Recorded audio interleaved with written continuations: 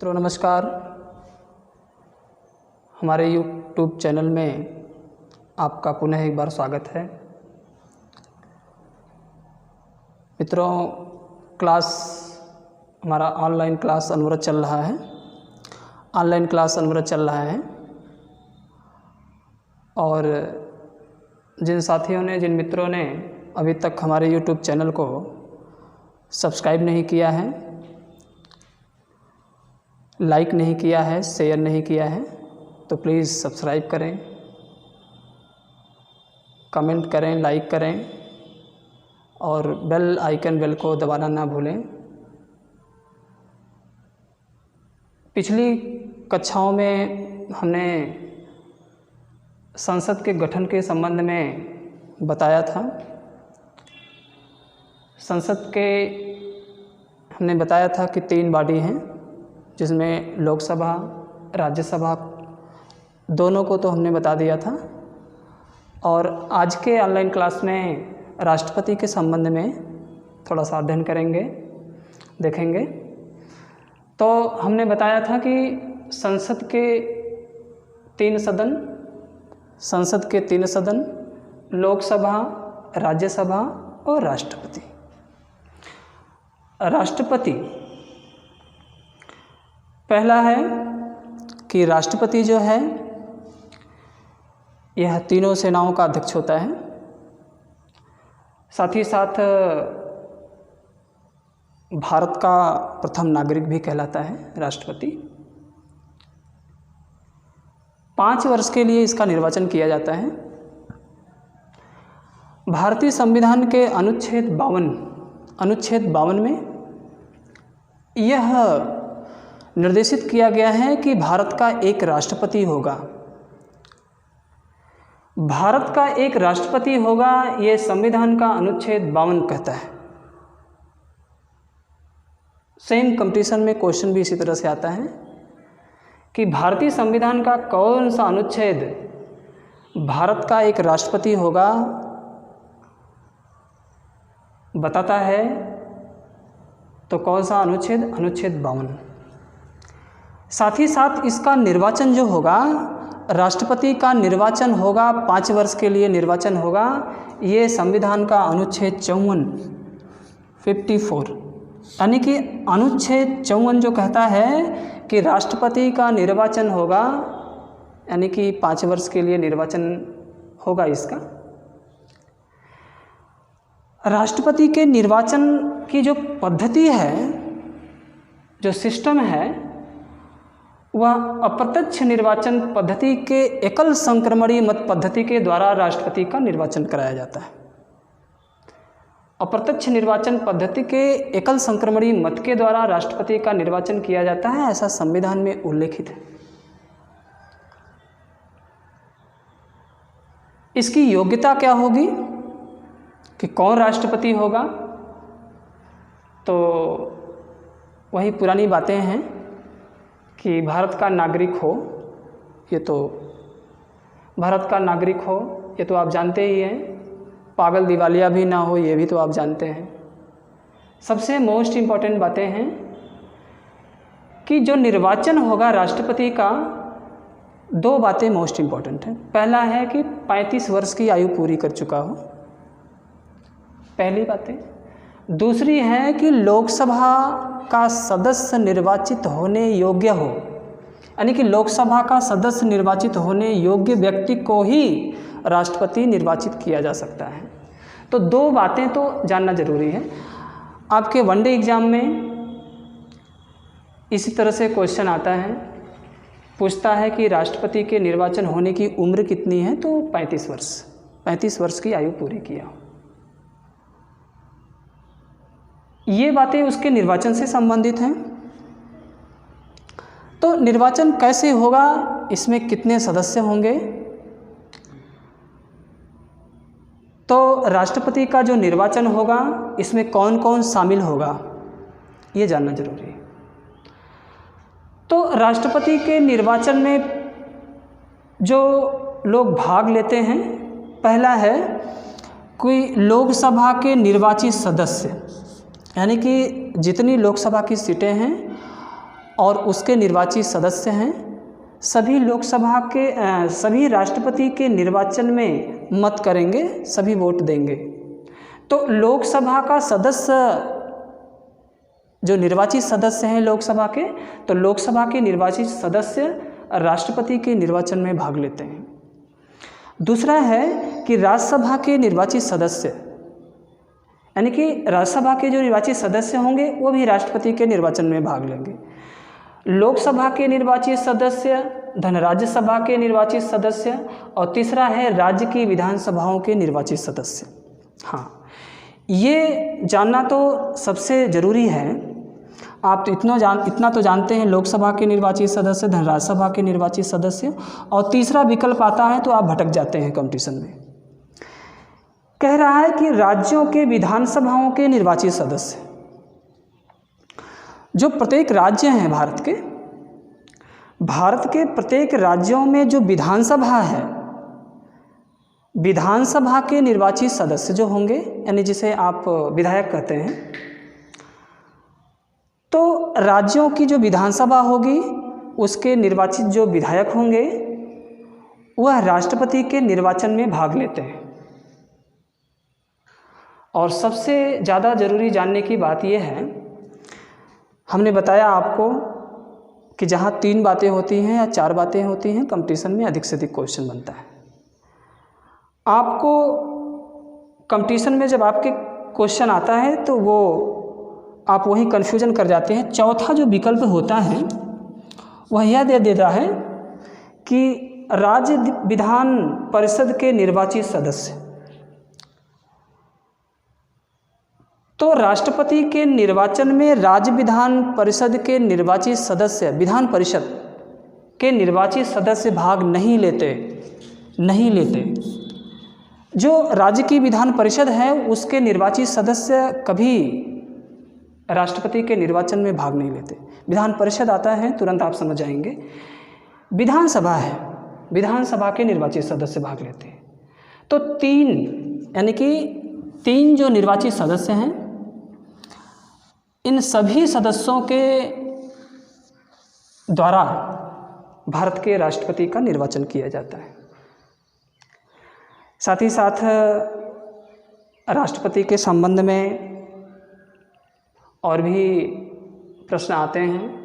कभी कभी 5वें राष्ट्रपति पूछता है, निर्विरोध राष्ट्रपति पूछ देता है, या 2 बार राष्ट्रपति किसे निर्वाचित किया गया है, या संख्या क्रम में पूछता है कि 9वें कौन थे, 8वें कौन थे।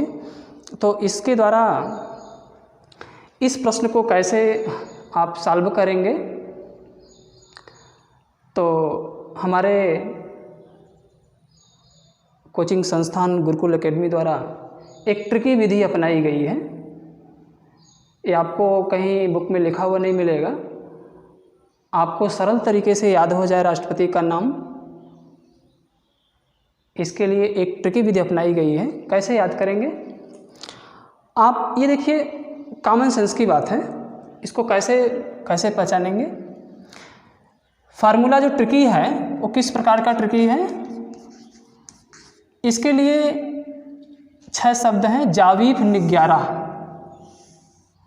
जा अलग है, वी अलग है, फ अलग है, और नी अलग है, ज्ञा अलग है, रा अलग है, यानी कि जावीफ निग्यारा। यह तो आप एक कॉन्सेप्ट बनाइए कि जावीफ निग्यारा याद है तो बीच के तो याद ही हो गए। आपने देखा होगा कि भारत के पहले राष्ट्रपति रहे हैं डॉक्टर राजेंद्र प्रसाद। ये तो बहुत दिनों से आप पढ़ते आ रहे हैं और सुनते भी हैं। तो जो डॉक्टर राजेंद्र प्रसाद थे वो 2 बार राष्ट्रपति निर्वाचित किए गए हैं, 2 बार राष्ट्रपति निर्वाचित किए गए हैं। तो पहले भारत के राष्ट्रपति डॉक्टर राजेंद्र प्रसाद और दूसरे रहे हैं एस राधाकृष्णन, यानी राधाकृष्णन भारत के दूसरे राष्ट्रपति रहे।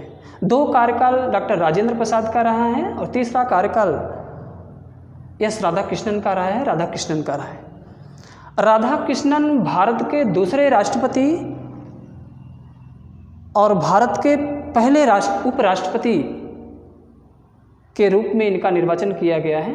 तो भारत के पहले उपराष्ट्रपति एस राधाकृष्णन और भारत के तीसरे राष्ट्रपति राधाकृष्णन का नाम आता है। आगे की तरफ रुख करेंगे तो ट्रिकी माध्यम आपको याद रहेगा, ट्रिकी विधि याद रहेगी तो तुरंत जा से होता है जाकिर हुसैन, जावीफ निग्यारा हमने बताया तो जाकिर हुसैन। अगले रहे हैं वीवी गिरी, आगे की तरफ रहे हैं फ़खरुद्दीन अली अहमद, नीलम संजीवा रेड्डी, ज्ञानी जैल सिंह, आर वेंकट रमन और शंकर दयाल शर्मा। और आगे की तरफ रहे हैं के आर नारायणन। फिर के आर नारायणन के बाद एपीजे अब्दुल कलाम, फिर प्रतिभा देवी सिंह पाटिल, फिर आए हैं आगे की तरफ प्रणब मुखर्जी और निवर्तमान समय में आपके भारत के राष्ट्रपति इस समय हैं रामनाथ कोविंद, डॉक्टर रामनाथ कोविंद निवर्तमान समय में। इसमें से क्वेश्चन कैसे निकलता है कि इस तरह से क्वेश्चन आता है कि निम्नलिखित में से कौन भारत का 2 बार राष्ट्रपति रहा है।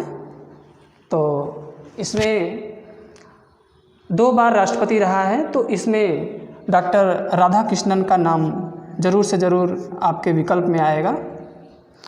अगला क्वेश्चन आता है, हाँ डॉक्टर राजेंद्र प्रसाद।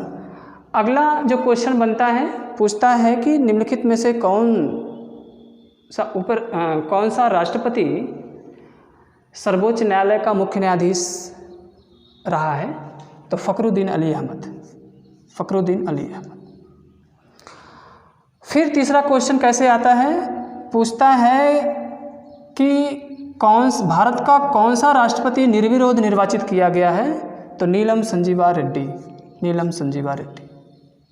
इस तरह से क्वेश्चन आता है। चौथा क्वेश्चन जो आता है पूछता है कि भारत की पहली महिला राष्ट्रपति कौन थी। तो प्रतिभा देवी सिंह पाटिल पहली महिला राष्ट्रपति रही हैं। तो आपको इसी तरह से क्रम में याद करना है कि आपको डॉक्टर राजेंद्र प्रसाद पहले रहे हैं, दूसरे एस राधाकृष्णन, तीसरे जाकिर हुसैन, चौथे नंबर पे वीवी गिरी, 5वें नंबर पे फ़खरुद्दीन अली अहमद और 6वें नंबर पे नीलम संजीवा रेड्डी, 7वें में ज्ञानी जैल सिंह, 8वें नंबर पर आर वेंकट रमन और 9वें नंबर पे शंकर दयाल शर्मा, 10वें नंबर पे रहे हैं के आर नारायणन, 11वें नंबर पे रहे हैं एपीजे अब्दुल कलाम, 12वें नंबर पे रही हैं प्रतिभा देवी सिंह पाटिल, 13वें नंबर पे रहे हैं प्रणब मुखर्जी और 14वें नंबर पे निवर्तमान राष्ट्रपति रामनाथ कोविंद जी हैं। तो ये जो हमारे बताने का एक मकसद है कि आपको ट्रिकी याद रहेगी जावीफ निग्यारा। तो पहले की तरफ और अंतिम में तो ये कॉमन सेंस की बात है कि अंतिम 2-4 आपको याद ही रहेगा और पिछला भी आपको 2-3 याद रहेगा। तो बीच का जो आपका भटकाव है ये दूर हो जाएगा अगर आप ट्रिकी जानते रहेंगे जावीफ निग्यारा। तो ये राष्ट्रपति के निर्वाचन के संबंध में हमने बताया, सारी बातें राष्ट्रपति के निर्वाचन के संबंध में हैं। हाँ, पिछली कक्षाओं में एक बात हमने बताना भूल गया कि लोकसभा का जो गठन होता है कि 545 सदस्य जो निर्वाचित कर दिए जाते हैं, इन 545 तो विभिन्न पार्टियों के जो निर्वाचित प्रतिनिधि जाते हैं। जिन पार्टियों का अधिक से अधिक निर्वाचन या सदस्य निर्वाचित होके जाते हैं उन्हीं की सरकार बनती है और जो निर्वाचित सदस्य, जिन पार्टियों के निर्वाचित सदस्य जब इकट्ठा होते हैं तो उन्हीं निर्वाचित सदस्यों में से बहुमत दल के नेता का चुनाव किया जाता है। यानी कि लोकसभा में जो बहुमत दल का नेता होगा उसे क्या बोलेंगे? उसे प्रधानमंत्री के रूप में जानेंगे, प्रधानमंत्री। यानी कि सपोज करिए कि इस समय भारतीय जनता पार्टी की सरकार है, तो लोकसभा में अधिक से अधिक इनकी संख्या रही है और उन संख्याओं में से बहुमत दल के नेता का निर्वाचन किया जाता है। तो बहुमत दल का नेता जो होता है वही प्रधानमंत्री बनता है। तो ये लोकसभा में जो सदस्य होते हैं, यानी लोकसभा में बहुमत दल का जो नेता होता है उसी को प्रधानमंत्री नियुक्त किया जाता है। अब अगली ऑनलाइन क्लास में अन्य विषयों के संबंध में चर्चा करेंगे। तब तक लिए मित्रों नमस्कार। यदि आप हमारे चैनल को सब्सक्राइब नहीं किए हैं तो पुनः एक बार मैं रिक्वेस्ट कर रहा हूँ कि हमारे चैनल को सब्सक्राइब करिए, लाइक करिए, शेयर करिए और ठीक है, ओके, थैंक यू।